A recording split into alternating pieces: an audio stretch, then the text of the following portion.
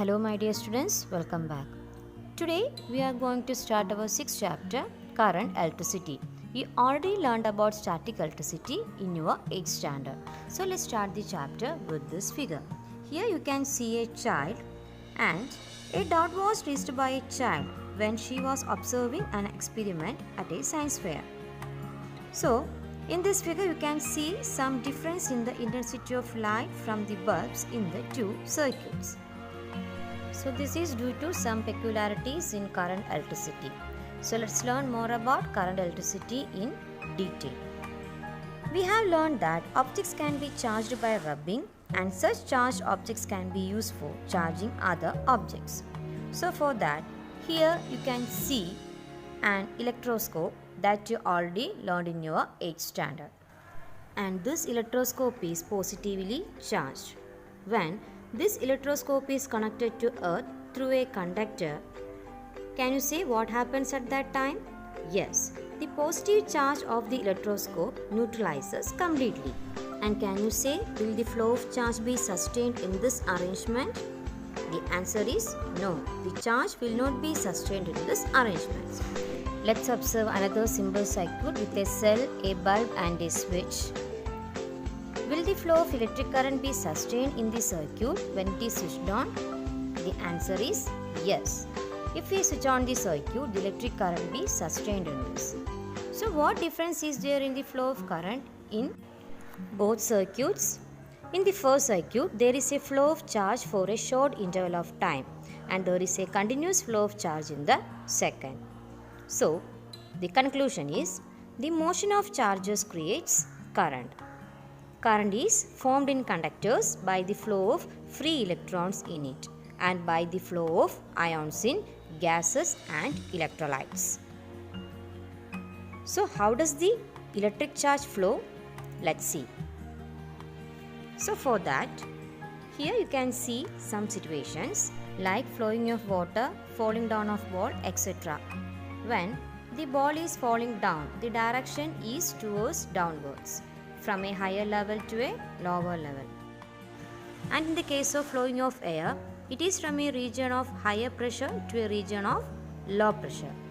And in the case of flowing of water, it is from a higher level to a lower level.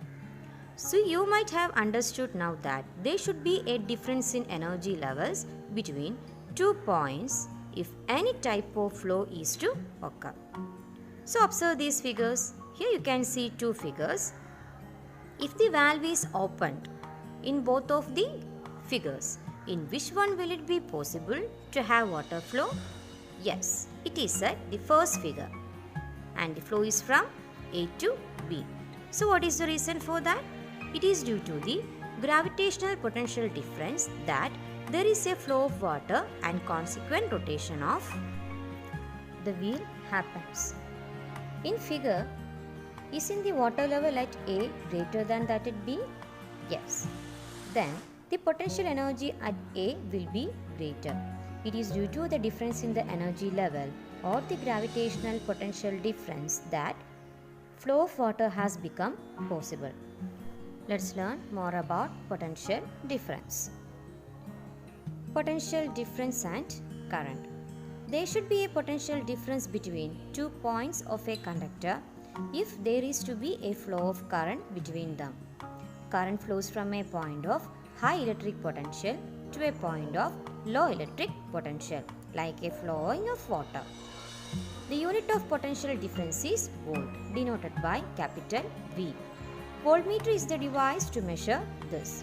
If 1 joule of work is done to move 1 coulomb charge from one point to another, then the potential difference between the point is 1 volt. So what is 1 volt? If 1 joule of work is done to move 1 coulomb charge, coulomb is the unit of charge, from one point to another, then the potential difference between the points is 1 volt. Students, observe this figure. Here, a bulb is connected to a switch using a conductor. Here PQ is the conductor. Will the bulb glow if the switch is turned on? The answer is no. What is the reason? Because there is no potential difference between P and Q. Hence, there is no flow of current and the bulb does not glow. For a bulb to glow in a circuit, it should be maintain a potential difference between the conductors. So students, that's for today. Thank you for watching. See you in the next video.